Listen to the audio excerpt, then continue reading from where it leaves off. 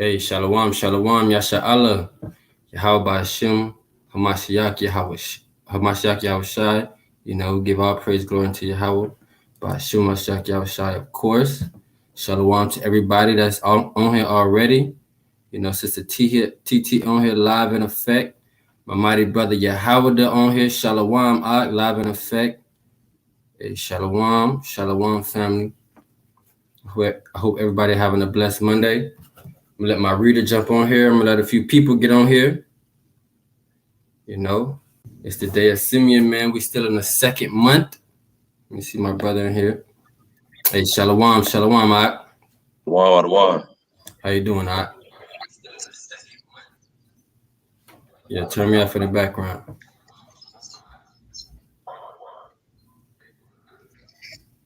Come on. Can you hear me, Ak? I can hear you. Okay, I'll pray. Hey, turn me off in the background. I'm on in your background. I can hear an echo. Yeah, let me see.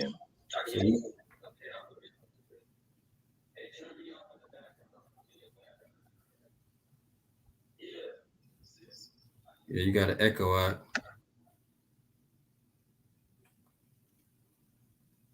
Let me see.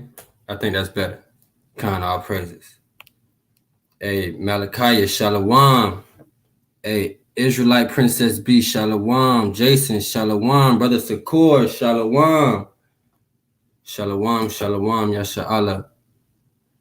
You know, let a few more brothers get in here and sisters. I hope y'all gathered together on this day of memorial, you know, for our brother Simeon, or Simon, as some people like to say. You know, it's really the same thing in the Hebrew. It goes back to Shemaiah, which means Yahweh heard, you know, going back to our forefathers. But Shalom, Ayaran, Shalom, Jeddah, Shalom. Hey, sky's the limit, Shalom. Kwam Yasha Allah, everybody.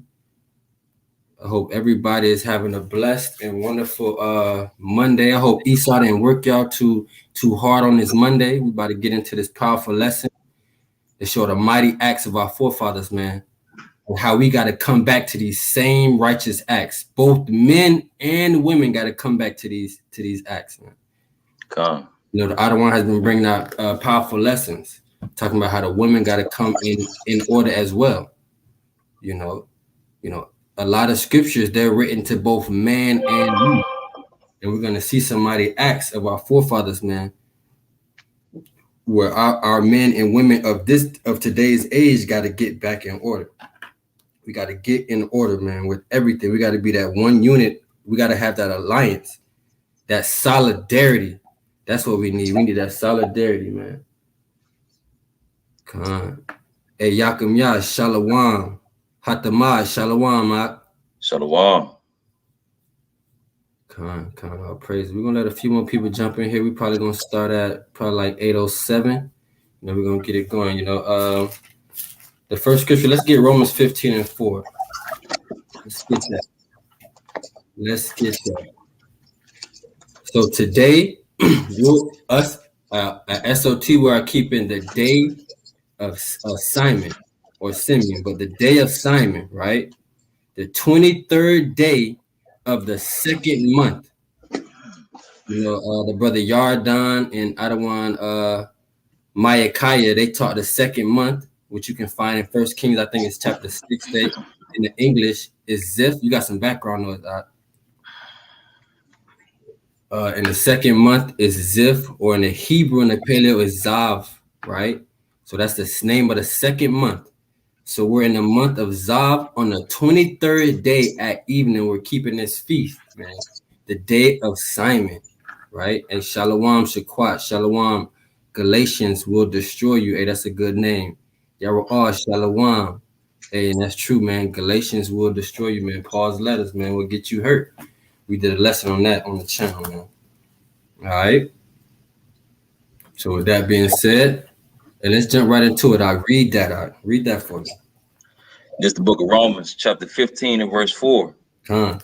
Whatsoever things were written aforetime were written for our learning, that we through patience and comfort of the scriptures might have hope. That's right. Whatever was written aforetime was written for our learning, right? To give us that faith and that comfort of the scriptures. That's why we got to go back into the history.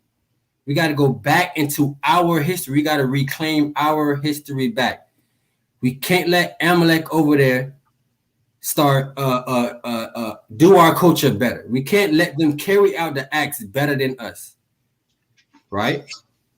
We got to take back our culture, our heritage, our laws, our Messiah, all of that. We got to take it all back. And it starts with us. It starts with brothers like Simon, man. And that's why we're going to go into this, man. We're going to read the whole account. There should be no excuses, man. Brothers and sisters should have no excuses. If they don't know, they're going to know tonight what the day of Simon is, right? Today is the day you will understand why we're keeping this feast as a memorial, right? It's not one of the feast days in Leviticus. It's a memorial, you know, when Simon did some great acts, which we're going to read about, right? And our brothers and our sisters, our forefathers and our foremothers, they decided to make this a memorial for Simon, man, because of his righteous acts, man. We're going to get heavy into it. We're going to get deep into it, right? So read that verse one more time for the people. Wow. That's important. This the book of Romans, chapter 15 and verse 4. Yep. Whatsoever things were written aforetime were written for our learning, that we through patience and comfort of scriptures might have hope. All right. And this is the hope, man. This day, the 23rd day of the second month, should give you hope, man. It should revise you, man, going into your week, going into your walk.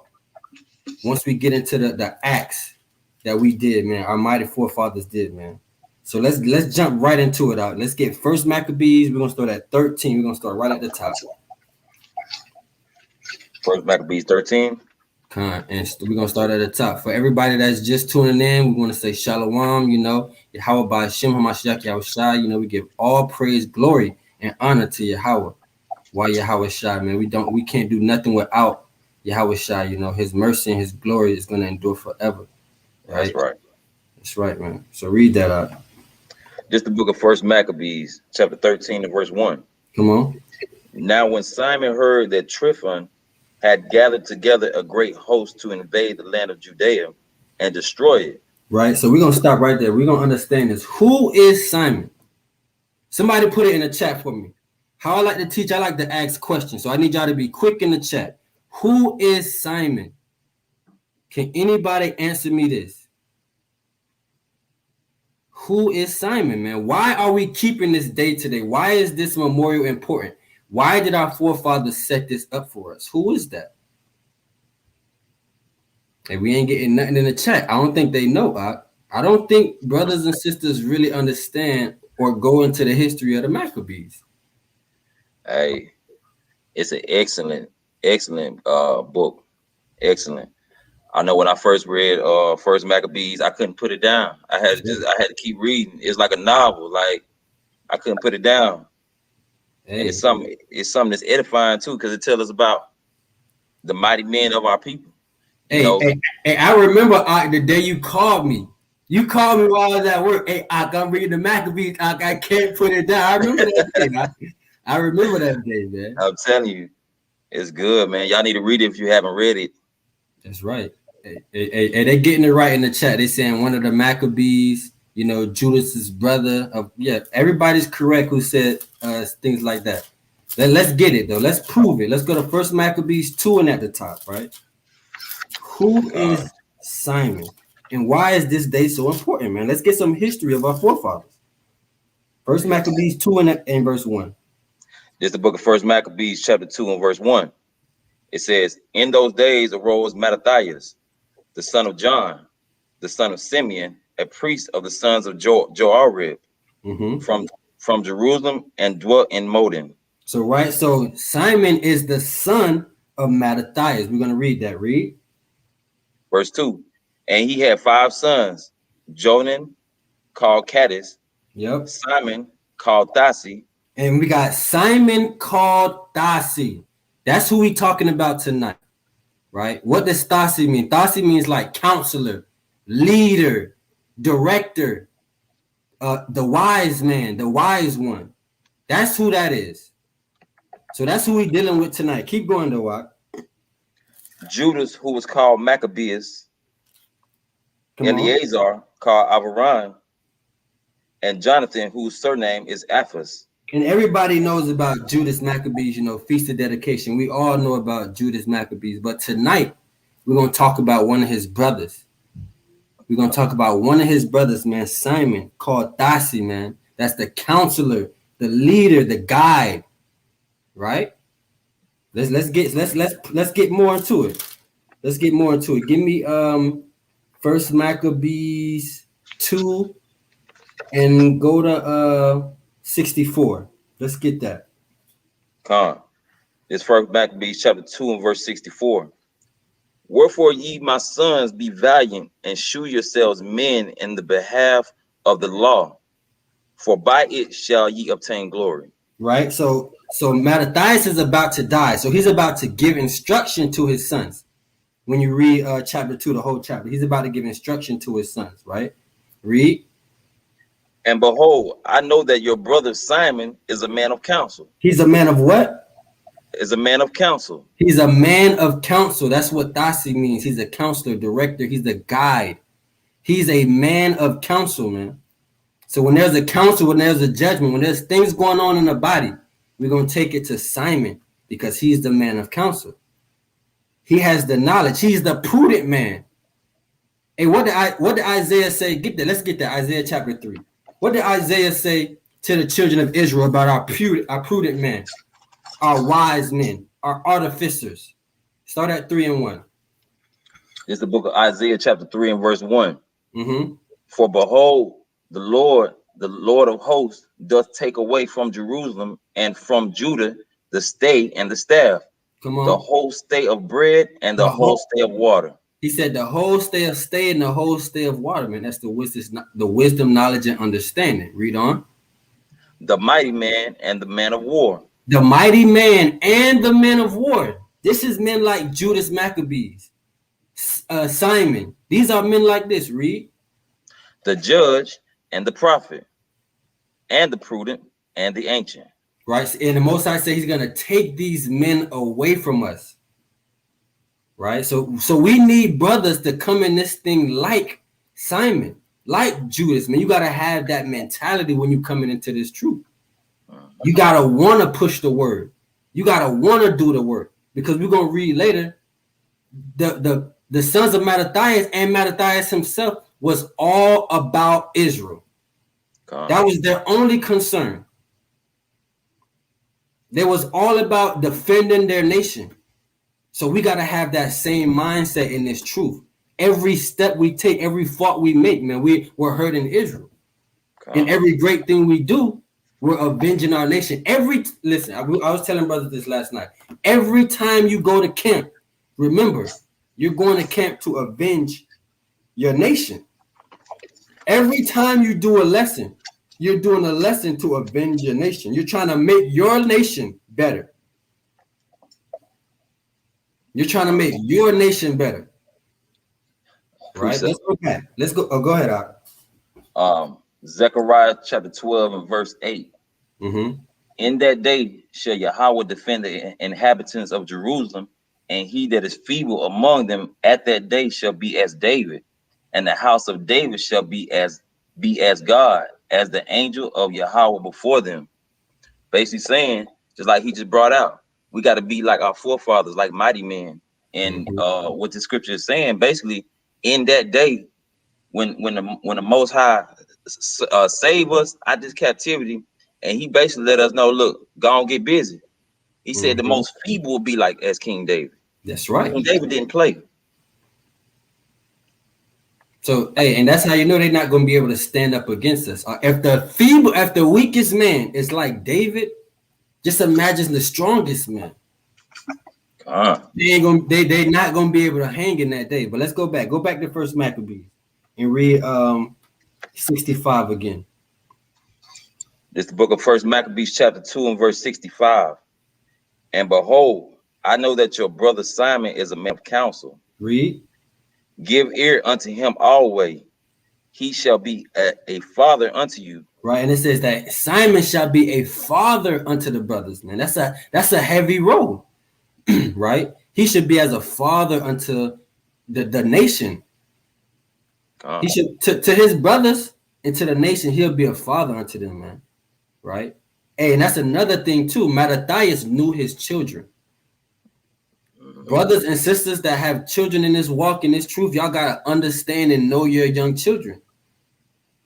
Is your child a leader? Does he love the law? Does your daughter like to cook? Does she like to sew? These are things you got to be watching and teaching your children. Right? Hey, I can talk about the brother Jonathan, his kids, man. Them brothers go deep in the laws, man. They can give you precepts. They want to read. They want to go into the scriptures with you. They wholeheartedly love this Bible. So you gotta be watching your kids, your children, and seeing what their strengths are. Because Mattathias knew that. He knew that Simon would be a leader. He would be a counselor. He'll be a father to the people. What about Judas? Read on. Let's see what Judas. This is the book of First Maccabees 2:66. As for Judas Maccabeus, he hath been mighty and strong, even from his youth up. Let him be your captain and fight the battle of the people. Right, and he's the man of war. He's the captain of war. Judas Maccabeus, the hammer. That's the hammer. Right? So you gotta, this is a detour from the lesson a little bit, but you gotta be watching your kids and seeing what their strengths are in this truth. What talent did Yahweh give them? And if you don't know, you should pray for that. You should pray, Yahweh, please allow me to understand what you brought my child in this world for. What will be his walk in this truth? Right? Go ahead. See, that's just like if you train your child up in the way that they should go, as Scripture says, then whatever their talents are, they'll use them for good versus for wickedness. You know what I'm saying? If your child is quick on his feet, let him be quick on his feet to pull precepts and teach his brethren his word and to live according to righteousness versus being quick on his feet to do wickedness. You see what I'm saying? That's why the Scripture says train up your child in the way that he should go. That way he's doing the will of the Most High. And when he gets older, he won't depart from it. That's right. Hey, read on 67.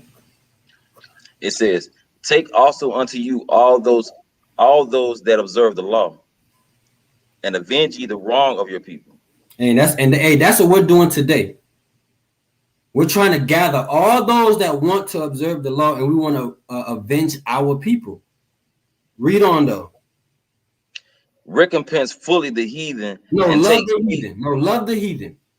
Recompense fully the heathen. No. Let's gather and march for justice with the heathen. Recompense fully the heathen. And what? And take heed to the commandments of the law. And that's all. That's the duty. That's the duty Mattathias gave his children. That's the charge he gave them. Recompense them heathen. Gather the men that want to keep the commandments, and you keep the commandments.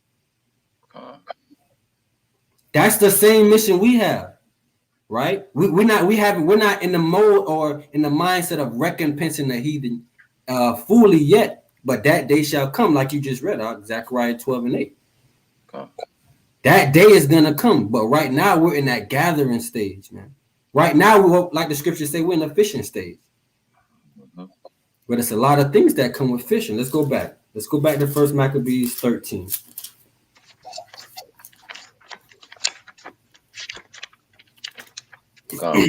So read verse 1 again. This is the book of 1 Maccabees chapter 13, verse 1. Now when Simon heard that Tryphon had gathered together a great host to invade the land of Judea and destroy it. Now we got Tryphon, right? We got this Edomite, right? He ruled during the Seleucid Empire.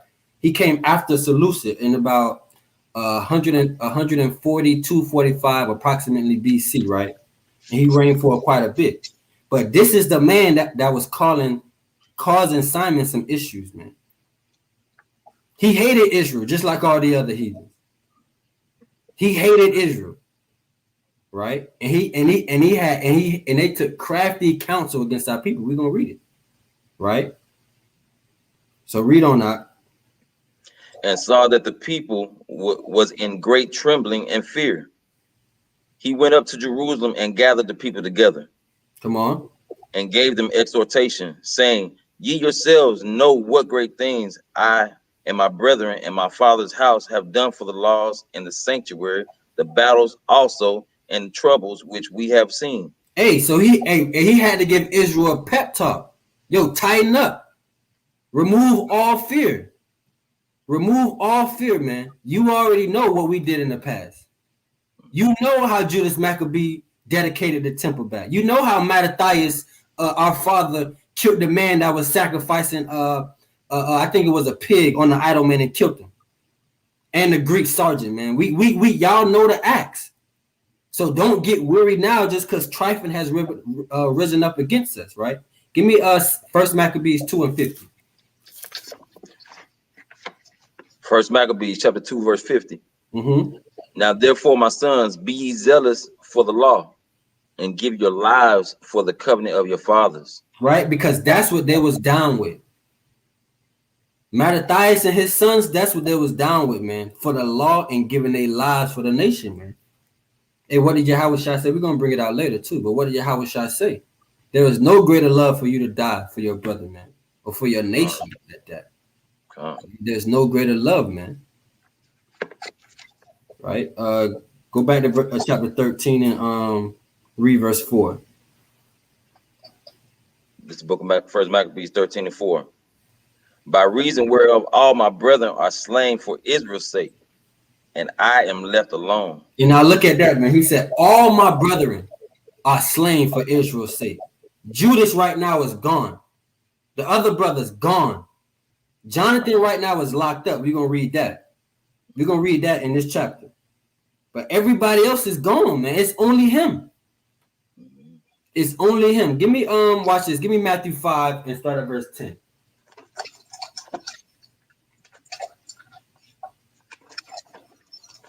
Matthew 5 and verse 10. Because what did it say? It says, wherefore all my brethren are slain for Israel. Well, let's read what Yahushua said. This is the book of Matthew chapter 5 and verse 10. Blessed are they which are persecuted for righteousness' sake, for theirs is the kingdom of heaven. Hey, it says, blessed are they that are persecuted for righteousness' sake, man. For theirs is the kingdom of heaven, man. Read on. Blessed are ye when men shall revile you and persecute you, and shall say all manner of evil against you falsely for my sake. Read. Rejoice and be exceeding glad, for great is your reward in heaven. For so persecuted they the prophets which were before you. Hey, and that's what we're reading about. We're reading about the persecution of our brothers. We're reading about the persecution of the prophets, right? This is what we're reading about. They persecuted all the men of old. They persecuted Hamashiach. They persecuted John, right? Jeremiah got through in prison. They persecuted the prophets. So we got this. So it's telling you, Yahushua is even telling you, man, some of us are going to have to die for this. Lord willing not. Lord, I pray none of us have to. I pray Yahushua comes back. We've become 1% better. And Yahushua come back and he's pleased with our works and none of us have to die. But as it is written, man, some of us are going to have to go for this truth. That's just what it is. Get 2 Timothy 3 and 12. 2 Timothy 3 and 12. So Paul had the same message. He said, Simon said, all his brethren are slain for Israel.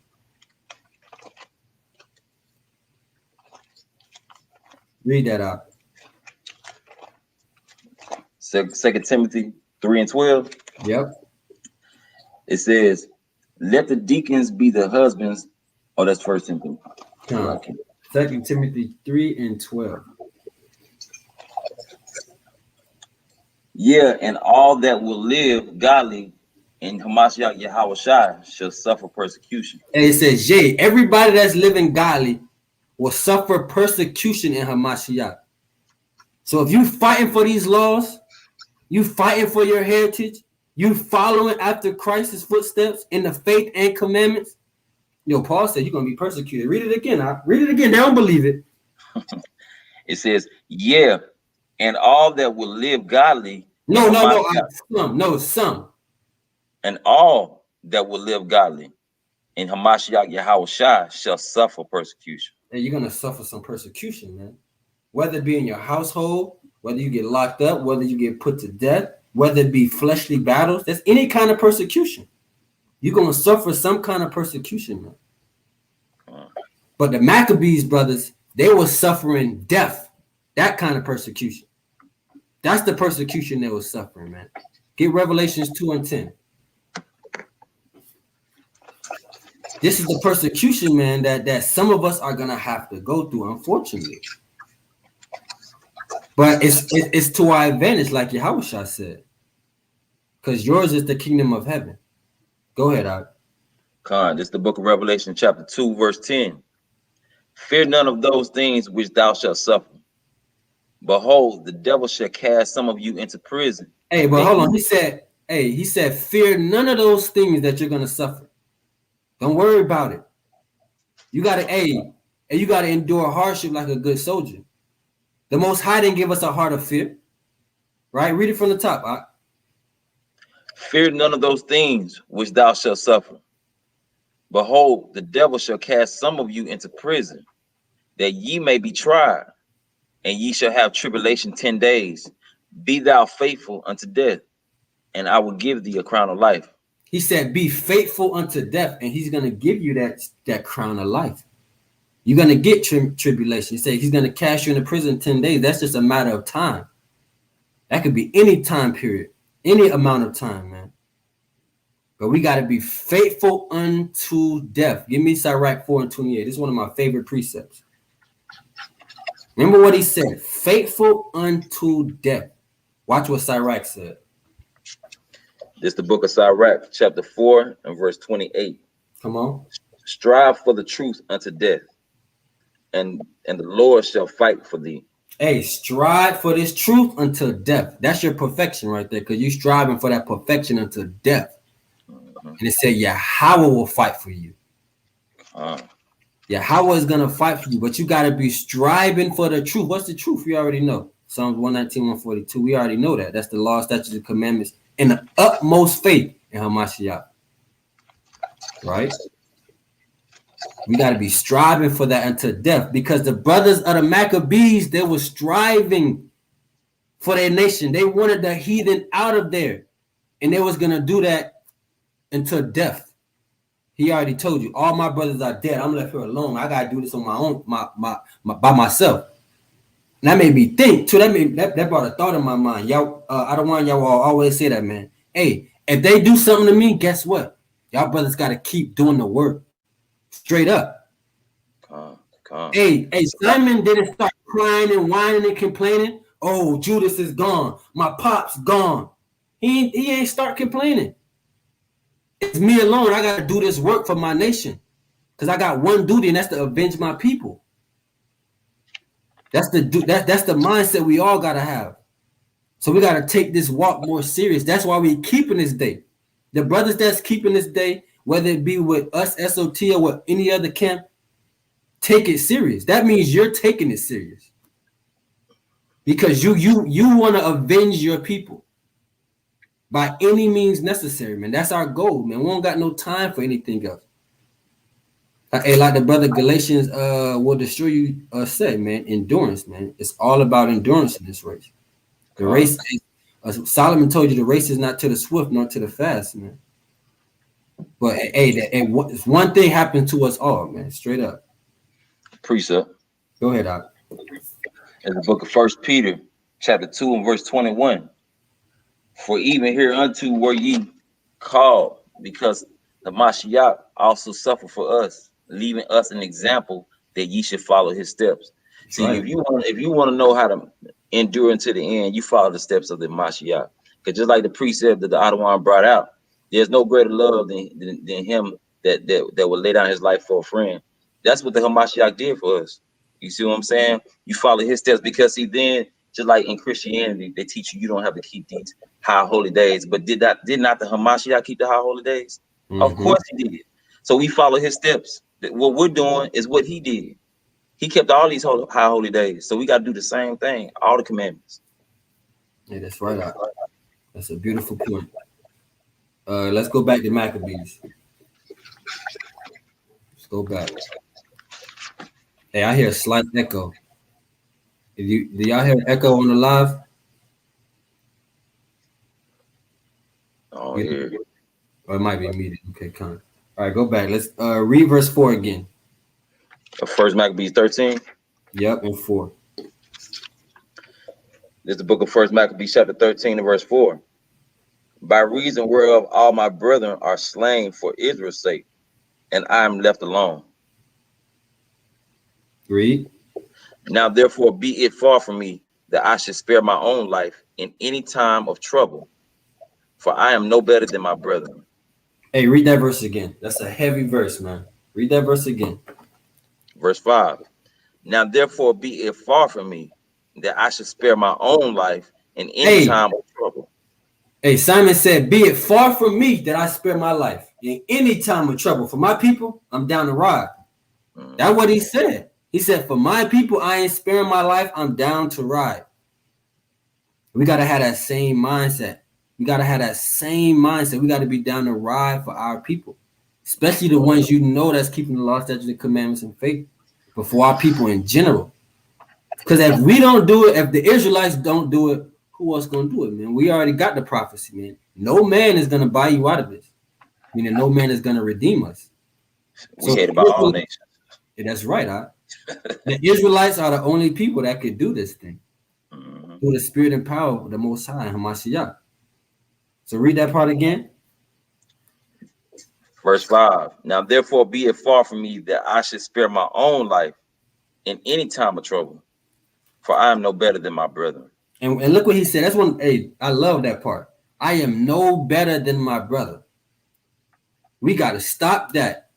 Just because you think you teach better, you read better, your garment look better, your wife look better, your children behave better, you cook better, you sew better. Hey, it does not matter. What did he say? Read that last part again. For I am no better than my brethren. We got to have that same mindset. I'm a captain in SOT. I am no better than Israel. I'm a brother just like him. I am no better. The brothers in other camps, I am no better than them. I'm the same as them, man. I'm striving for truth unto death just like them. And let's prove that. Get 1 Corinthians chapter 12 and 25. This is the book of 1 Corinthians chapter 12 and verse 25.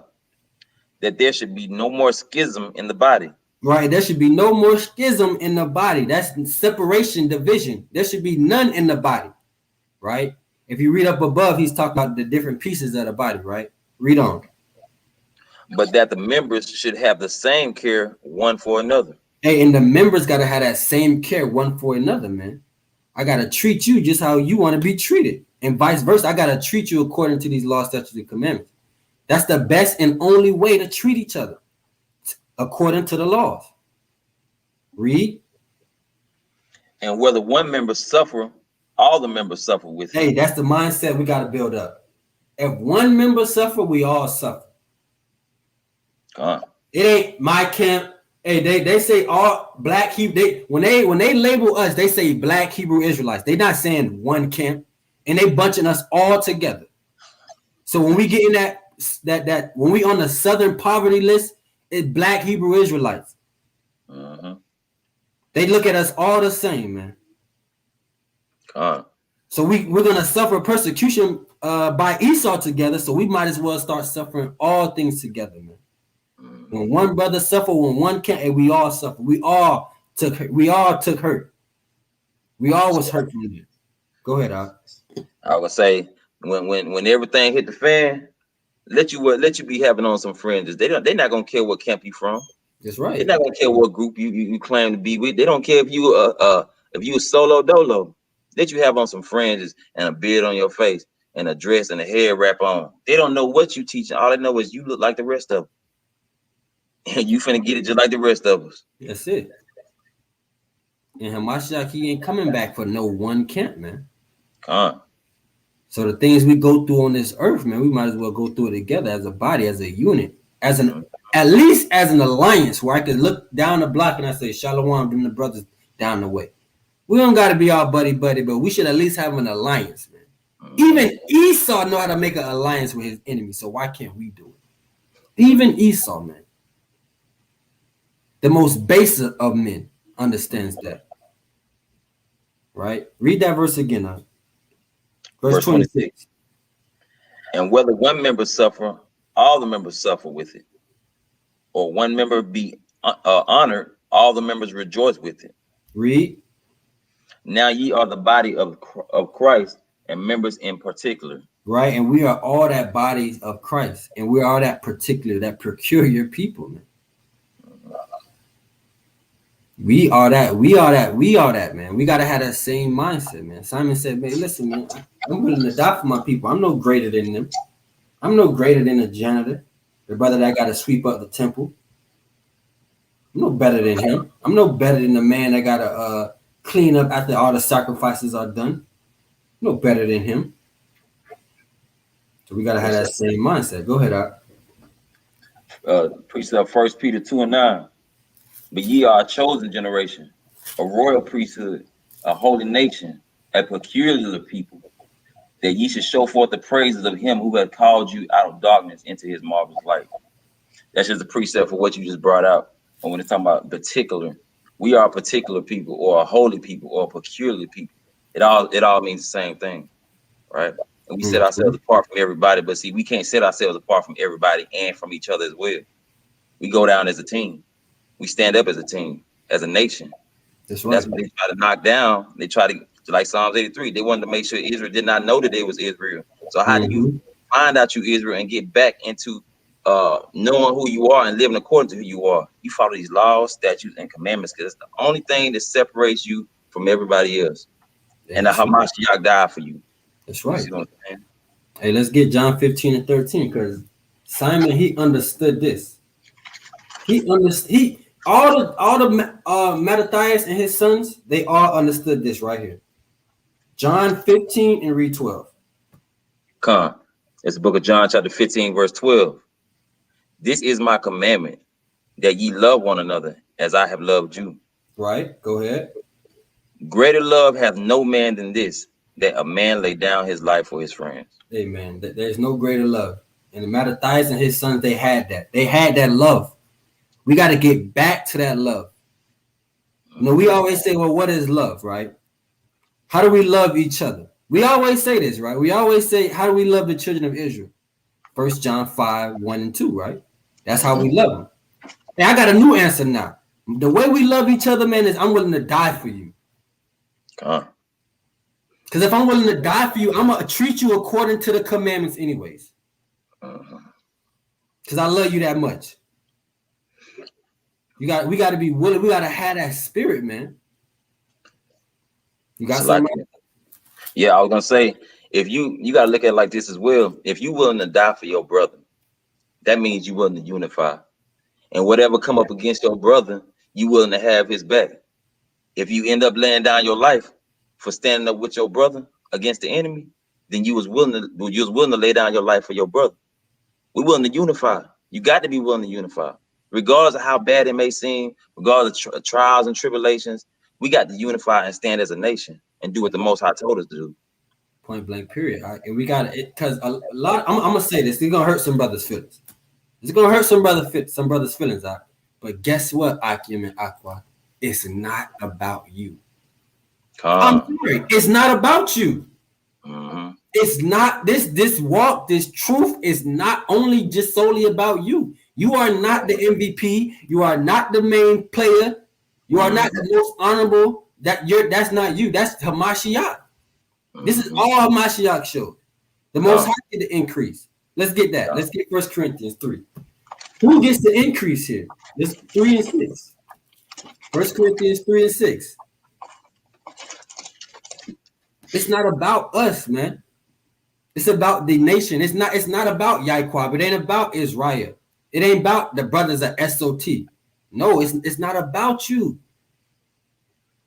You don't matter. Hey, sorry, you don't matter. The only way you matter is if you get to the kingdom. It's about us.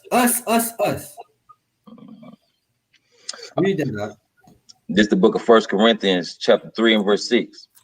I have planted, Apollos watered, but God gave the increase. But Yahweh gave the increase, man. Yahweh gave everything you got. Yahweh gave it to you. So why would we ever feel like it's about us? Yahweh gave us that. And the brother said it's about us and we. That's right, man. It's about us and we. That's right, brother. Right? Read on that. Verse 7. So then neither is he that planteth anything, neither he that watereth, but God that giveth the increase. Now read that again, because now you're gonna be mad with because I said it. Well, Paul said it too. Well, Yahweh, I done taught 30 lessons. I done brought 100 people in the truth, Yahweh. Hey, Yahweh, we got this many followers, Yahweh. We got this many subscribers, Yahweh. We get 200 people, 1,000 people every time we on live, Yahweh. Hey, my red do this, that, and third, Yahweh. You saying I'm nothing. Well, Paul said it. Read it out. Read it again.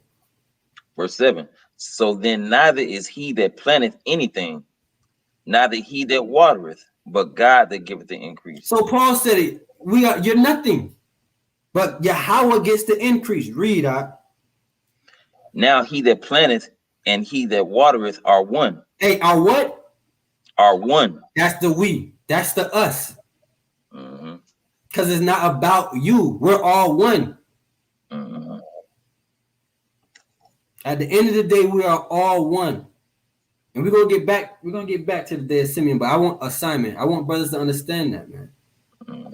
And sisters, we gotta understand that. We are all one in this thing. And the brothers of old, the sisters of old, they already knew that. They already understood that. It wasn't about, okay, Judas died, Jonathan is locked up. Okay, it's about me now. I'm gonna be the king. Forget them. I ain't gonna follow in their steed. Like, them brothers say, hey, Simon said, I'm gonna follow in their steed, man. They died for the nation. My father was willing to kill people for the nation. So why not I? Right? Hey, the water says much love, sis, for that generous donation, sis, much love. Right? So let's get back to Maccabees out and read verse 5 one more time. This is the book of Maccabees, chapter 13. First Maccabees, chapter 13, verse 5. Now therefore be it far from me that I should spare my own life in any time of trouble, for I am no better than my brethren. Hey man, you ever get bucked up in your pride? You ever feeling some type of way? I want you to come back and I want you to read that scripture, man. First Maccabees 13 and 5. I am no better than my brother. It don't matter what you're doing. And then go read Corinthians, man. You are the water and the planter. Y'all are both nothing. But Yahweh is the increase here. Right? That's what we get lost at in this truth, man. We feel like it's about us. It's that pride, man. And we already know. Sarai taught us pride is the beginning of sin. Right? Read on that. Or you got a precept. All right, come. I was gonna go to Matthew chapter 20 and verse Matthew chapter 20 and verse 9. Bring it out. Let me see. Wrong. It says, no, I'm starting at verse 8. So when even was come, the Lord of the vineyard saith unto his steward, call the laborers and give them their hire, beginning from the last unto the first. Right. And when they came that were hired about the 11th hour, they received every man a penny. So just like I don't want y'all always bring this out. It don't matter what your role is in this nation, because your forefather and your foremother didn't come on the ship by themselves. That's right. We came as a nation. All right. It don't matter what your role is or what your role was to get us into this situation. It don't matter what your role is to get us out of this situation. Everybody received the same penny. That's right. Whatever laboring you doing, you receive the same penny. That's right. Hey, and we got to start looking at it like that. I just want my penny. I don't want Israel penny. I don't want y'all all penny. I don't want Malachi a penny. I don't want my brother Aharon penny. I want them to get their own penny. I don't want theirs. I don't need multiple penny. I just need my one. That's all I need. That's all I want. And I want all the other brothers and sisters to get their one. I don't want yours, man. A lot of brothers be getting greedy. You want them his, hers, and theirs. Right? Read verse 6 of the Maccabees. Maccabees. Come.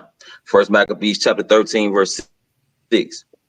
Doubtless I will avenge my nation and the sanctuary and our wives and our children, for all the heathen are gathered together to destroy us of very malice. Hey, and they're gathered together with it's like a confederate. It's the same thing. It's a confederate against Israel right now, right here, right? All the heathen are gathered together. But what did he say? He says, doubtless I will avenge my nation by any means necessary, by all costs. I want to avenge my nation. That's what he's saying. Watch this. Nehemiah said the same thing. Hey, Aharon's funny, man. Aharon said, I ain't getting his penny. All praises. I want you to get your penny. Yeah. Straight up. Come. Hey, give Nehemiah 13 now. I love that brother, man. Come. Nehemiah 4:13, because he was on the same thing. He said the same thing. Our forefathers were saying the same thing. But we got to start saying the same thing. Con. This is the book of Nehemiah, chapter 4 and verse 13. Therefore said I in the lower places behind the wall, and on the higher places, I even set the people after their families with their swords, their spears, and their bows. Right. So when you go into this account, Nehemiah had to set up the people, man. They had to be war ready while they was building the temple, right? Read. And I looked and rose up and said unto the nobles and to the rulers and to the rest of the people, be not ye afraid of them. Remember Yahweh, which is great and terrible, and fight for your brethren. And do what? And fight for your brethren. And we got to fight for our brethren. And who else? Your sons and your daughters, your wives and your houses. Hey, man, for all of that, man. We got to fight for all of that. That's how you know we was family oriented. Your sons, your wives, your daughters, and your house. All of that, man. All right, let's go back. So I was just showing y'all, man, that our forefathers, they was on that same beat. So we got to get back on that same rhythm.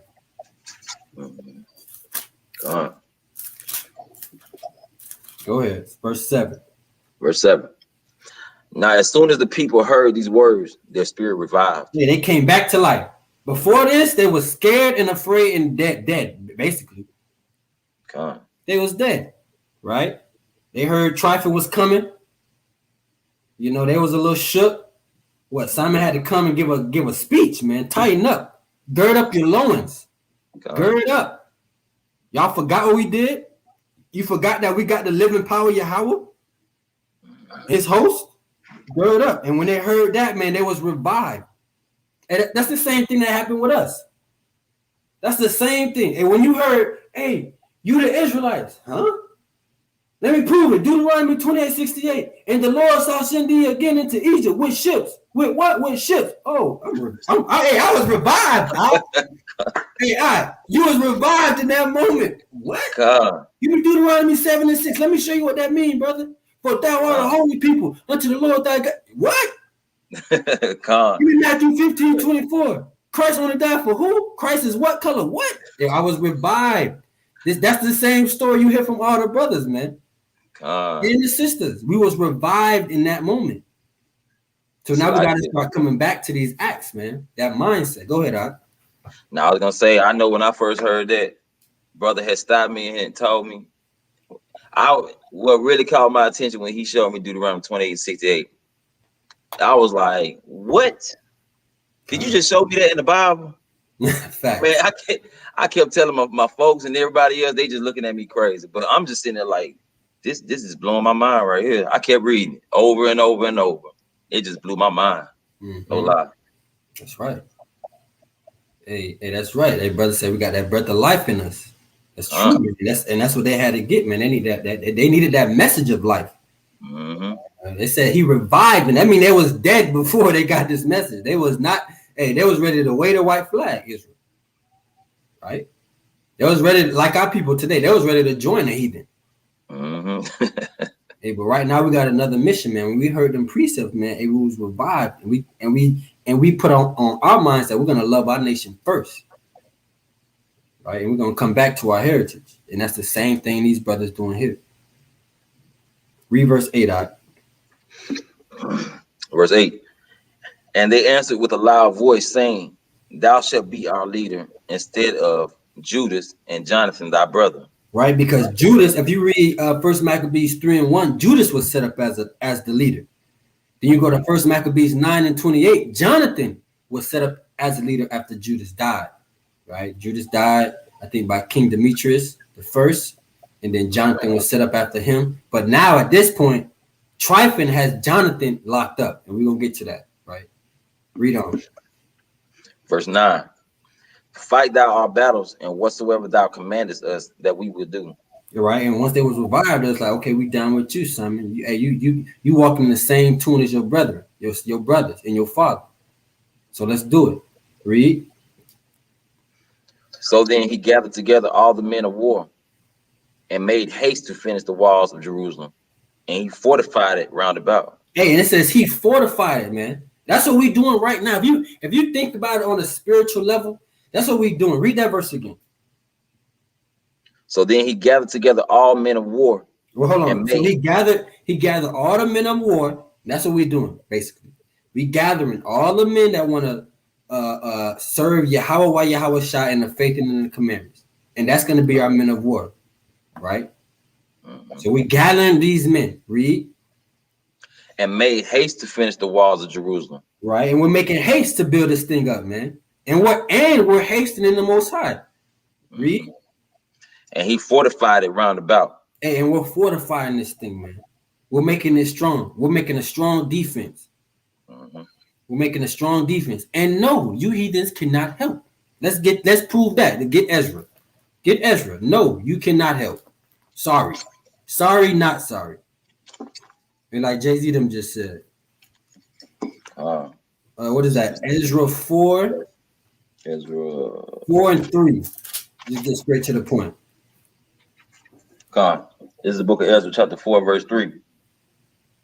But Zerubbabel and Jeshua and the rest of the chief of fathers of Israel said unto them, Ye have nothing to do with us to build a house unto our God. Yeah, you have nothing to do with us as we raise the children of Israel back up. No, you have nothing to do with this. So no, you can't come. You can watch from the outside. If you want to start cleaving now, good. Cleave from over there. But right now, you have nothing to do with this. We got to get us right first. That's right.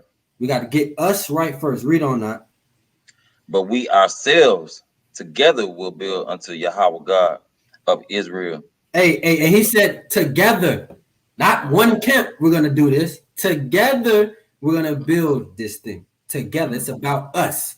It's about we, like the brother told me. Together, we're going to do this. Right? Let's go back. Let's go back. Salakia. Go ahead. I got a precept. I'm gonna go to Revelation chapter 7 and verse 9.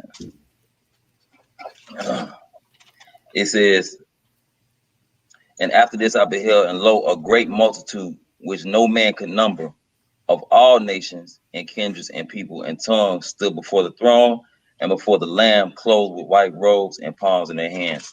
Now, this is talking about Israel from the four corners of the earth, right? All right. This said this is a great multitude which cannot be measured nor numbered. Now, this is after mentioning the 144. All right. You show me one camp. They got 144,000 people in it, plus a great multitude which cannot be measured nor numbered. Not one. So if you telling me that everybody that's gonna get salvation is gonna come from your camp, you know you a lie. We doing this as a nation.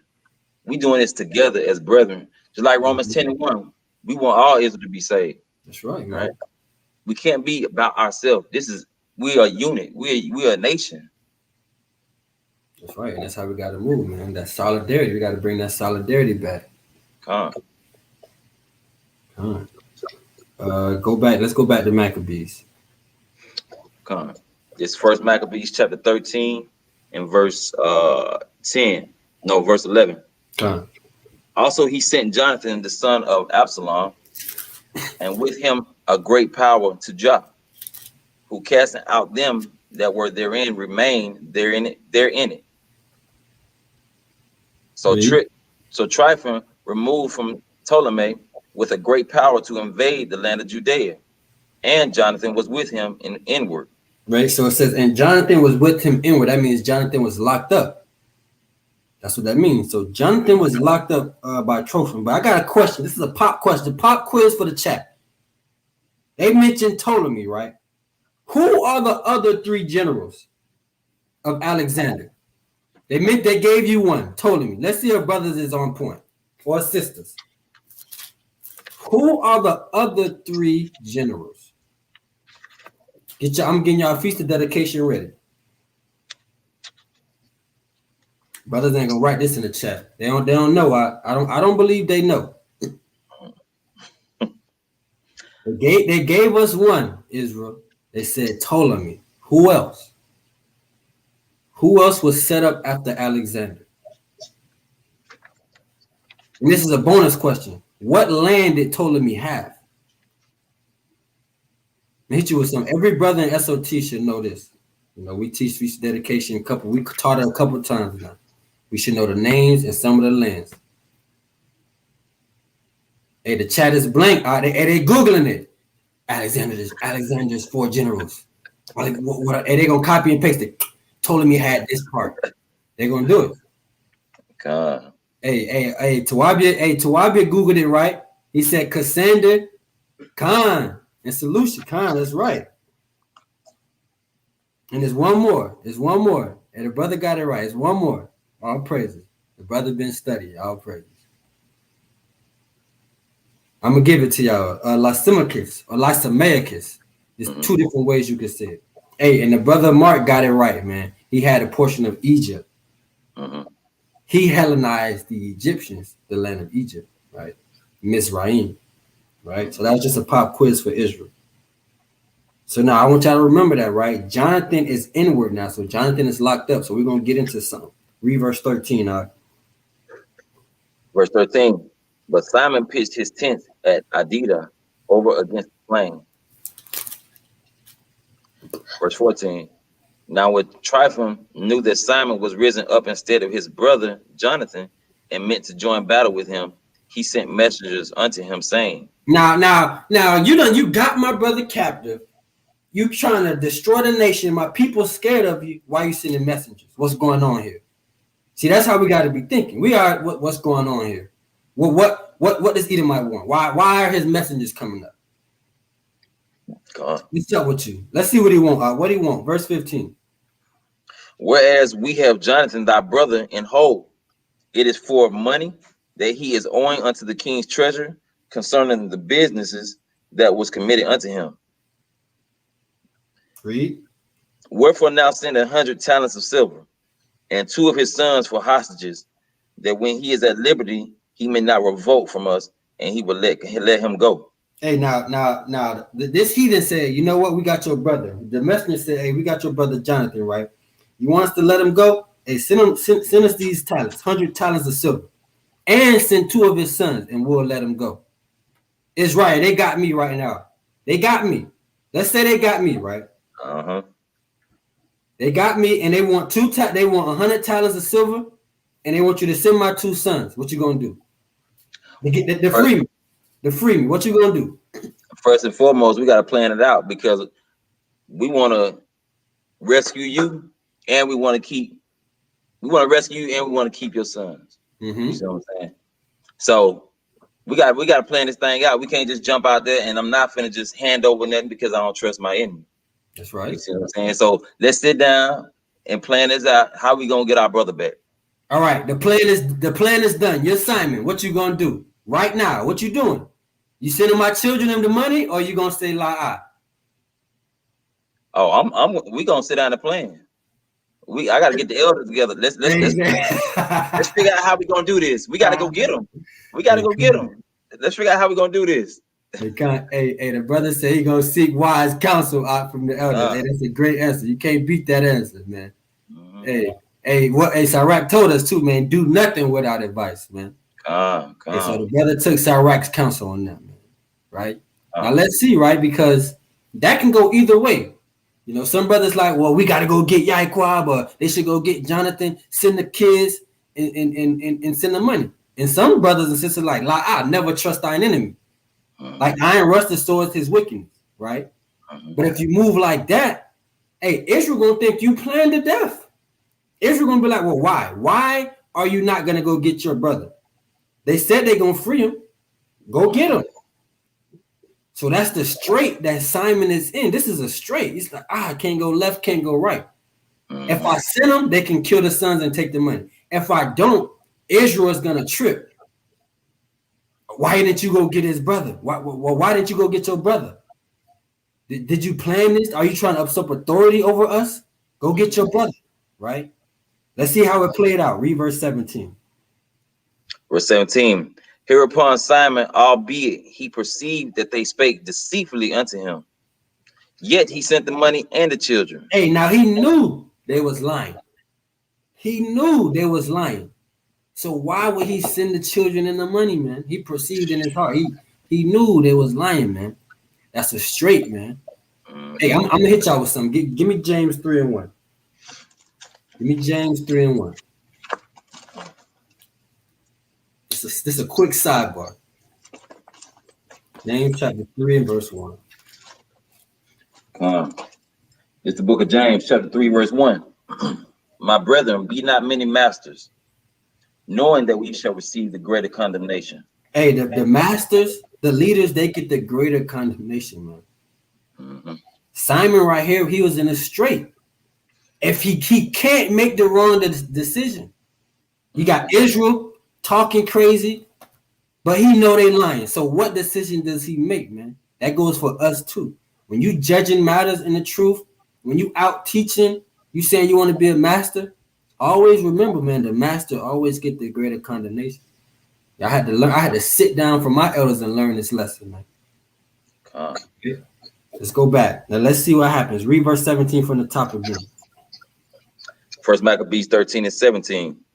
Hereupon Simon, albeit he perceived that they spake deceitfully unto him, yet he sent the money and the children, lest peradventure he should procure to himself great hatred of the people. Right, because you already know Israel, man. They bickering. These the same Israelites that wanted to go back to the flesh pot. Fast forward, these the same Israelites that was cleaving to the Grecians. Some of them. So they bickering. Go get your brother. Go get you. You know they still bicker. Go get your brother. No, send the kids and the money. Send it. And what he do? He listened to Israel, man. He's like, I got to. That's the vote. That's crazy. Read on now. Go ahead if you got something to say. Excuse me. Oh no, I'm gonna go to verse 18. Come. Who might have said, because I sent him not the money and the children, therefore is Jonathan dead. Right? Because if I don't send the money and the children, Israel's gonna say it's Simon's fault. If he don't send the money, that's why James taught you that lesson, man. Remember, you get the greater condemnation, man. So he tried to make the best decision. But we're gonna find out. Read on. So he sent them the children and the 100 talents. Howbeit trifling dissembled, neither would he let Jonathan go. Hey, and he never let Jonathan go. So he lost there. He knew that. You know, we took an L on that one, man. He knew that devil was lying. Get Psalms 58 and 3. We know the scripture. He lost his son, lost Jonathan and his sons and the money. Everything, man. You said Psalms 58 and 3? Yep. Because this is trifling right here. It's the book of Psalms, chapter 58 and verse 3. The wicked are estranged from the womb. They go astray as soon as they be born, speaking lies. They're speaking lies, man. That's what he did, man. And Simon knew. He said, hey, what did he say? He said, I perceived it. That he was dealing deceitfully with me. But Israel, in his ear, man, you got to go get Jonathan. He said, if you get it, you send the 2 children, we miss Jonathan. We need Jonathan back, man. I can see that happening. I can't just say like, nah, he went off. No, I could see that happening, man. I can see Israel. He like, I know they lying, but that's what the people want, man. They feel like it's right? So that's the decision he made on that one. Let's go. Let's keep reading. All right. In First Maccabees. Yep. Come on. First Maccabees 13 and 20. And after this came Tryphon to invade the land and destroy it, going round about by the way that leadeth unto Adora. But Simon and his host marched against him in every place wheresoever he went. Right, because remember, right, when Simon gathered all the people back together and they was revived, right? What did they say? He said he started building up the walls, he fortified it. So wherever Tryphon came, they was ready. So they came to the east gate, hey, Simon and the men was there. They went to the west gate, Simon and the men was there because they had fortified it, man. They had the Most High and Hamashiach on the side, right? So he couldn't, no matter how he came, no matter how Tryphon came, Simon was on him, on every beat, right? Read on. Now that they were in the tower, they that were in the tower sent messengers to Tryphon, to the end that he should hasten his coming unto them by the wilderness and send them victuals. Read. Wherefore Tryphon made ready all his horsemen to come that night. But there fell a very great snow, by reason whereof he came not. So he departed and came into the country of Gilead. That's right, right. So the people, they needed some victuals, right? And Tryphon went to go get him, but it came a snow, right? And that's how you know it snows in Israel, right? In that area of the land where they was fighting at, right? Read verse 23. And when he came near to Bascama, he slew Jonathan, who was buried there. Hey, and then he killed Jonathan there too. He killed Jonathan, man. So that's Judas dead, Jonathan dead, man. They was slaughtering our forefathers. But at the same time, they mighty acts, man. They was remembered in these scriptures, and they mighty acts is remembered as they was willing to die for their nation by any means necessary. So we gotta have that same spirit, man. We gotta be, and they was willing to fight for their laws and what they believe. Go ahead, Oscar. Salakia. I was gonna say, see, he's so concerned with what Israel gonna think versus coming up with some type of strategy. He send the kids and the money, worrying about what Israel gonna think, instead of sitting down and just coming up with what's the best move. What should we do now? Maybe he did come up with some type of strategy, and it's just not written right here in scripture. But to me, that just sounds ridiculous, just to send the money because you worrying about what Israel think. I'm gonna show you why. I'm gonna give you a precept. Go to Sirach 4 and 7. Go to Sirach 4 and 7. These are precepts that brothers need to know, man. Because y'all brothers in congregations. Y'all brothers gotta manage and watch over children, wives, families, brothers, sisters, right? So read that. Sirach chapter 4, verse 7. Get thyself the love of the congregation. Read it again. Get thyself the love of the congregation. So he was. So that's how I look at it. Simon was just trying to get the love of the congregation, man. I understand you though. I understand. Like, damn, come on, you knew better. But at the same time, he probably was following the wisdom of Sarai. But he was trying to get the love of the congregation, man. That's what they want. I know better, but this is what the people want. So I'm gonna get the love we're gonna see. And at the end, man, they killed Jonathan, right? But that's a lesson for brothers, man. Hey, in the camp, in the body, man, you gotta get the love of the congregation. Let's go back. This first Maccabees 13 and verse 22. Wherefore Tryphon made ready all his horsemen to come that night. But there fell a very great snow by reason whereof he came not. So he departed and came into the country of Gilead. And when he came near to Basgama, he slew Jonathan, who was buried there. After Tryphon returned and went into his own land. Then sent Simon and took the bones of Jonathan his brother and buried them in Modin, the city of his fathers. Right. So there you have it, man. Tryphon, he went to go fight up against Simon. No, he couldn't get through. Simon was ready. He had to fortify the city. He had the men of war ready, so he couldn't get through the city. So when they called him back, he killed our forefather Jonathan, and he left him in the snow. And Simon, of course, he's going to get the bones of his brothers, man, and go bury him with the fathers. Read verse 26. And all Israel made great lamentation for him and bewailed him many days. Hey, and that makes sense, man, because he was a man of honor, man. Mm-hmm. Even Sirach tells you make great moan for the great men. Make great moan for anybody that really dies of your people or your nation. Come on. Right? Read on. Simon also built a monument upon the sepulchre of his father and his brethren, and raised it aloft to the site with hewn stone behind and before. Right, so he made a nice sepulchre, man, for his brother next to his father. Right, read. Moreover, he set up 7 pyramids, one against another, for his father and his mother and his 4 brethren. And he set up pyramids. So a sepulchre in today's time would be like what they put in the wall. Instead of burying them in the ground, you put them in the wall. Right, that would be our sepulchre today. But how Simon did he made the sepulchre and he put it in a pyramid, right? Because that's what a pyramid is. It's just a tomb. It's where you bury people. Right, that's where the dead rest. That's where their bones rest. So he put them in a pyramid. So even our forefathers, even in the days of the Maccabees, they had the knowledge and the foresight of how to build pyramids.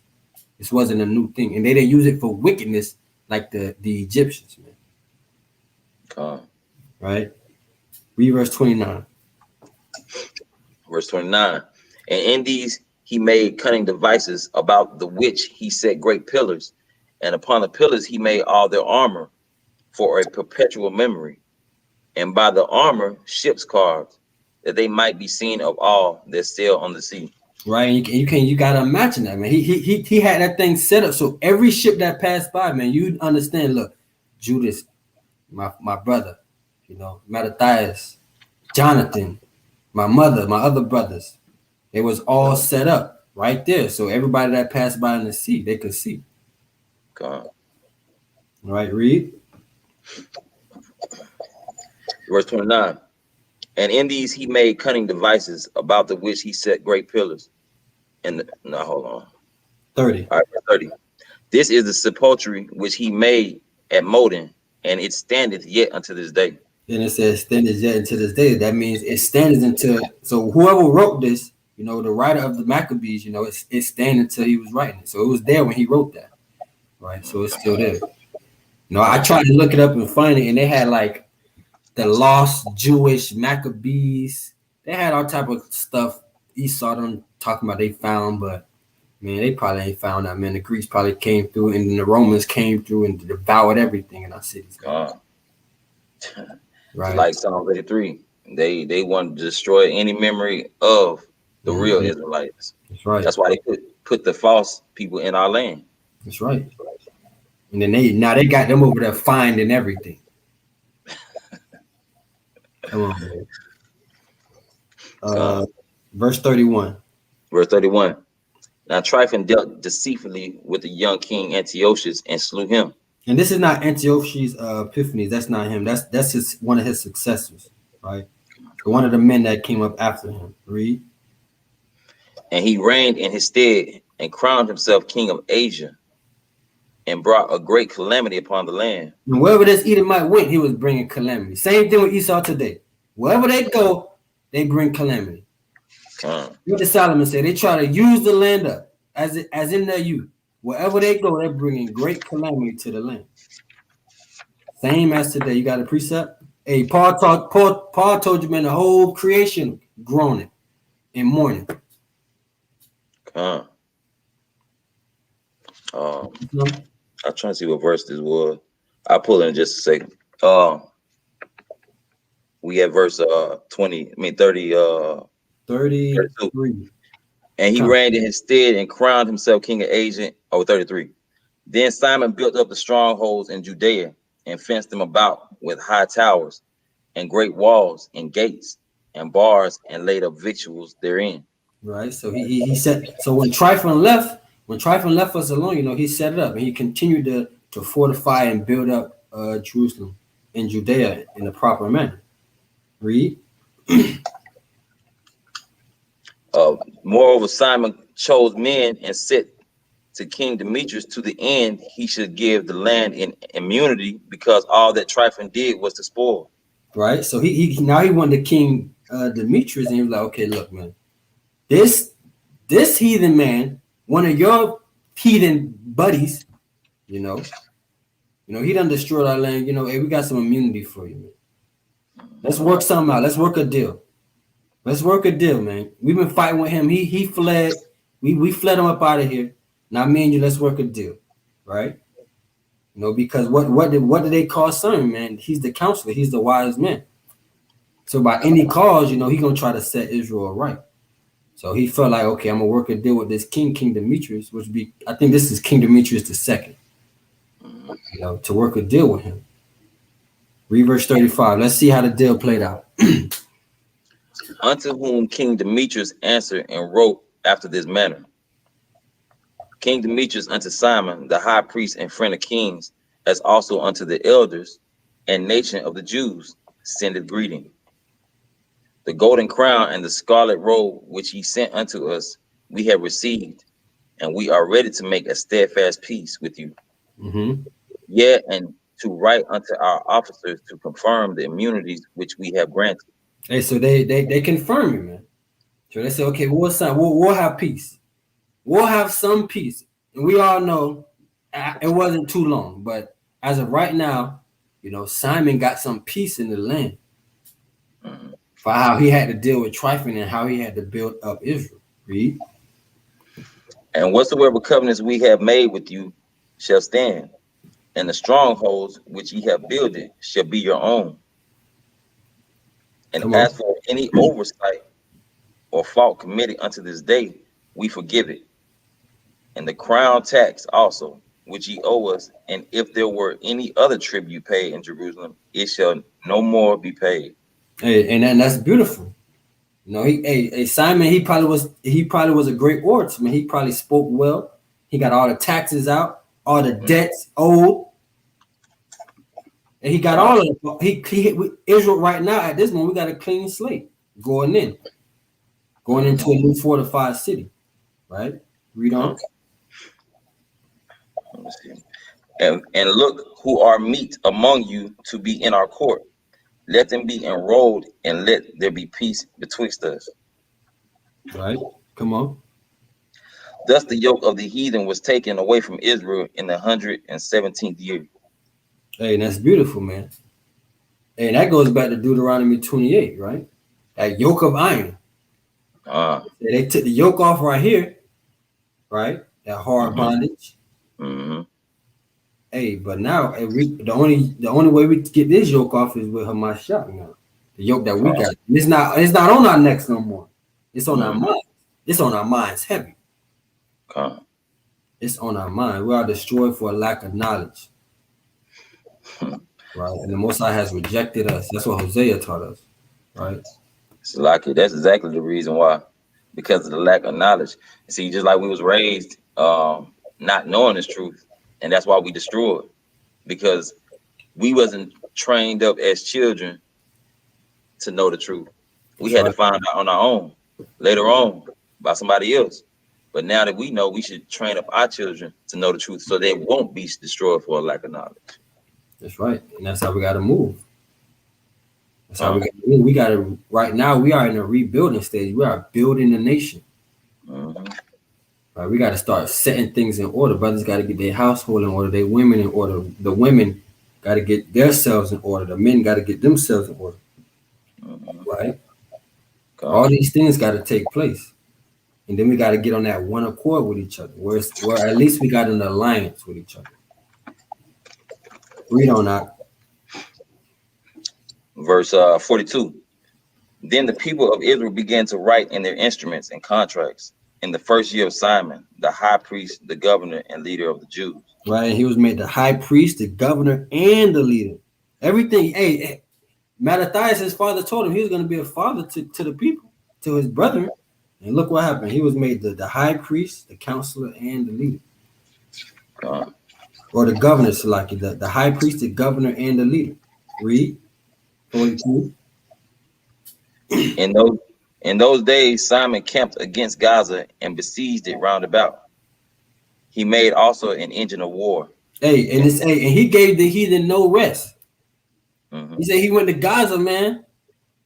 He gave the heathen no rest. Everybody else doing wickedness in the area, yo, come on, you got to get up out of here. So he gave them no rest. He made engines of war. What is that? That's like when you used to see a battling ram. Yeah, exactly. Yeah. You know, they breaking down the big like how would you describe, like some steel, or maybe it would in these days, and they just banging it against the wall, banging it against the wall, banging it against the wall until it breaks. So they going into the cities, man, with that, breaking the walls. An engine of war, that's what they call it. You know, breaking the walls. Then you got it where you got men set up, and you got like stands where men can stand on top of it. So when you finally bust through the wall, you know, the men jump out and it's go time. It's time to go to war. Right? So read that verse again. Verse 43. In those days, Simon camped against Gaza and besieged it round about. He made also an engine of war and set it by the city and battered a certain tower and took it. And he said he took it. So he kept taking cities. He wasn't done after trifling. After he ran trifling up out of there, he wasn't done.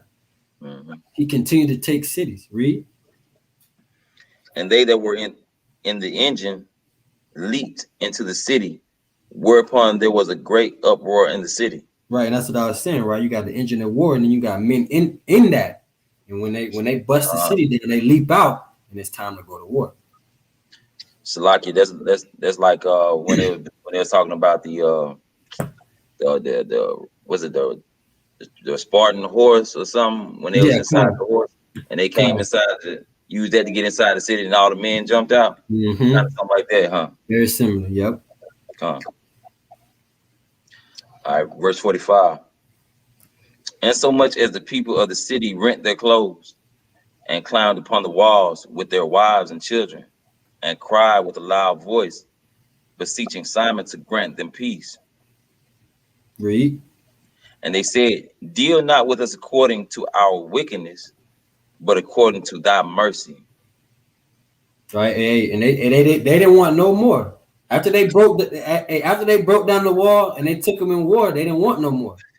Say we want peace. They waving a white flag out. We done. Hey Simon, we done. You got that. Hey, Yahweh's on your side, man. You got that. Right? Read on that. So Simon was appeased toward them and fought no more against them, but put them out of the city. But just because y'all ask for peace, y'all still gotta go. I gotta get up out of here, man. I gotta go. Read wider. Why? This is why. And cleanse the houses wherein the idols were, and so entered into it with songs and thanksgiving. Because y'all serving too many idols, man. Y'all serving too many idols up in here. Y'all don't let these heathens come through, and y'all serving idols. Y'all gotta go.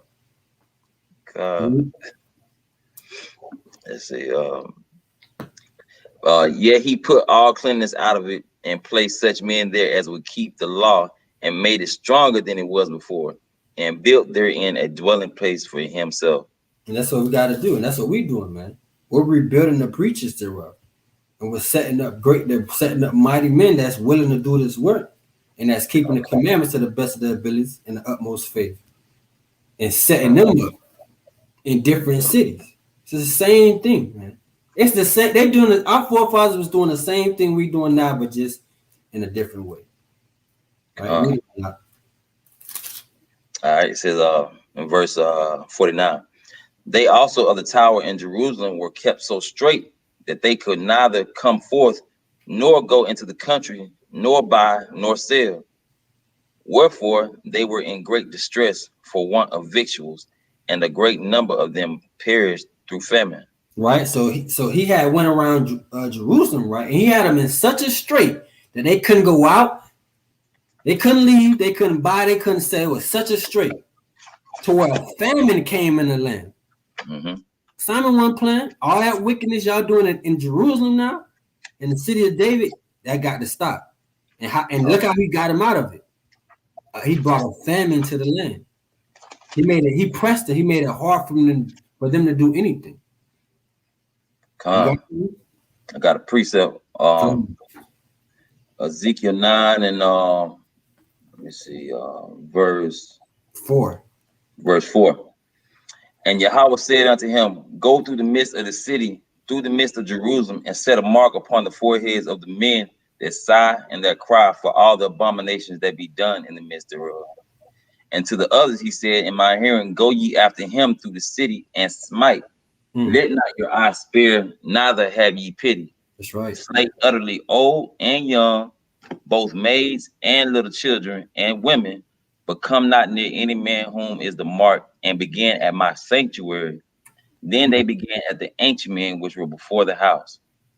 So it's basically saying, just like how he created a famine, because of y'all disobedience, because of y'all rebellion and your wickedness, you got to get something. I can't just let you slide. You got to get something. No, we got to get punished. Hey, and look what Jonathan said, man. That's a mark of the people that really love his people. The nation. That's that mark. That love the laws of the Most High, that love that heritage. That's who the mark is going to be set on. That's that spiritual mark. That's the mark all of us want, because we are the ones that sighing. The Israelites are the only ones that sighing and crying for the abomination that be done every week, day in and day out, in season, out of season. Rain, sleet, snow, man. We are out there, scorching heat. You know, we're sighing and crying for the abominations that be done. Right? Let's go back to Maccabees. There's first Maccabees 13 and what was that? 50. Yeah. No, 49, right? They also of the tower in Jerusalem were kept so straight that they could neither come forth nor go into the country, nor buy nor sell. Wherefore they were in great distress for want of victuals, and a great number of them perished through famine. They cried. Then cried they to Simon, beseeching him to be at one with them, which thing he granted them. And when he had put them out from thence, he cleansed the tower from all pollutions. Right, and he had to cleanse Jerusalem too, because they was going after the idols. Our people love. Let's get it. Let's get what is it? Second Maccabees 4 and 15. Second Maccabees 4 and 15. They love everything else but the Most High. It's the book of Second Maccabees chapter 4 and verse 15. Not setting by the honors of their fathers, but liking the glory of the Grecians best of all. Hey, and that's what it is. They love the glory of the Grecians. Same thing today. Our people love the glory of the Grecians. They love following after these idols, these folly days. Right? Christmas, Thanksgiving, Halloween, 4th of July, Columbus Day. But then they'll tell us, no, y'all don't need to keep that. Y'all don't need to keep that day of Simon. Y'all don't need to keep that. That don't matter. But it's in the Bible that they so-called believe in. Hey, man, you ask a Christian, I ain't going to say a Christian, a brother or a sister that's in Christianity, right? You ask them what is a new moon and how do you keep it? They have no idea. They have no idea, but they love this book. What is the day of Simon? They have no idea. Who are the Maccabees? They have no idea. Why was Christ keeping the Feast of Dedication? They don't know. Why? Because they love the Grecians most all, and they have set aside the laws of the Most High God. Hey, read it again. We have verse 51. No, read 2 Maccabees 4 and 15 again.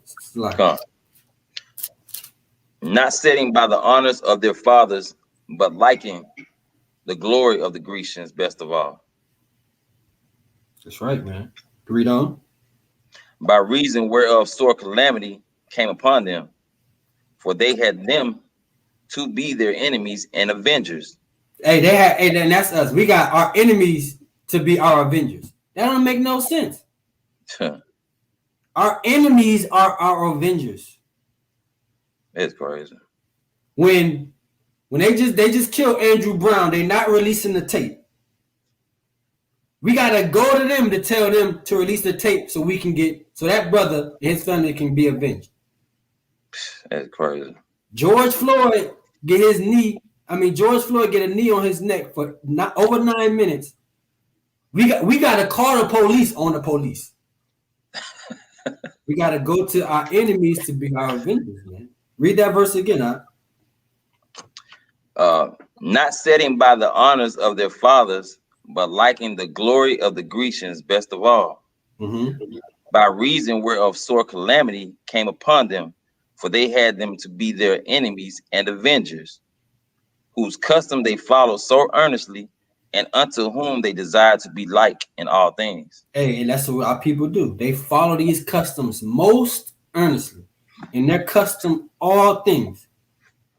Y'all want to keep, but you call your grandma or your auntie who's been a holy roller Christian for 50, 40 years. Say she love the church. Grandma, you want to keep a new moon?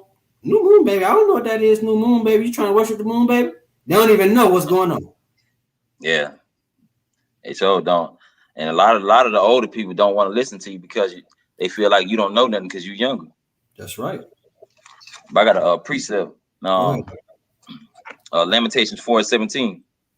As for us, our eyes as yet failed for our vain help, and watching, we have watched for a nation that could not save us.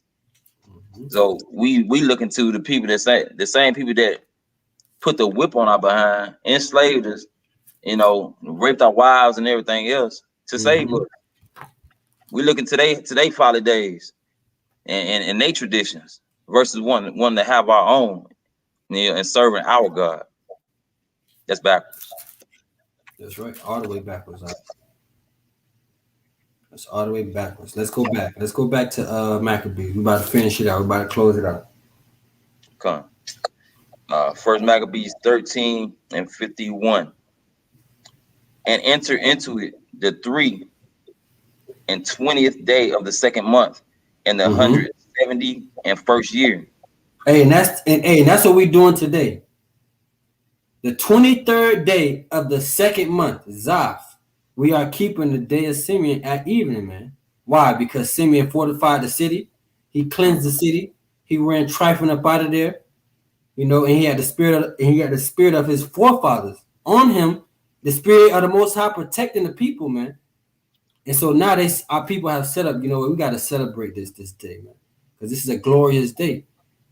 Right? And so let's give the Most High a hand for that, man. All praises to the Most High, man, for the day of Simeon. All praises to the Most High, man, for that. Praises. Ran trifling out of there, fortified the city, got Jerusalem cleansed, got Gaza cleansed, sitting people up out of there. Hey, and now we're gonna feast. Okay. Right? So they should be feasting in the memorial of the day of Simon. This is a memorial. It's not like the other high holy days. It's a memorial. So you want to acknowledge this. That's why I read the whole account, because we got to remember these acts. We got to remember these acts, man. And that's why I started with Romans 15:4, man. Remember the days of old, right? So read 51 again.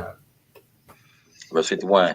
And enter into it the 3 and 20th day of the second month in the 171st year, with thanksgiving and branches of palm trees, and with harps and cymbals, and with viols and hymns and psalms, because there was destroyed a great enemy out of Israel. And look how we celebrate. Look how we celebrate. It was a great enemy in Israel. We ran them up out of there. That's what we celebrate. That's what the Israelites celebrate. Passover.